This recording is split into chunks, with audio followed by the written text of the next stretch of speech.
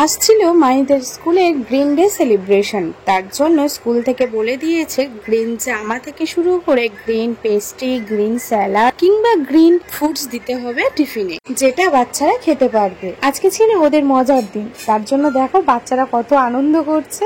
তবে হ্যাঁ, আজকের দিনে কিন্তু বাচ্চারা খুব আনন্দ করেছে।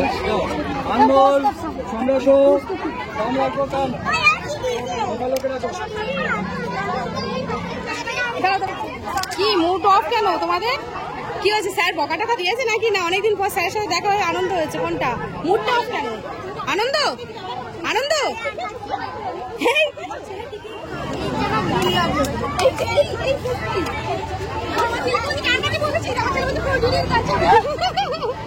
ও লজ্জা পাচ্ছে ফজলি বলে।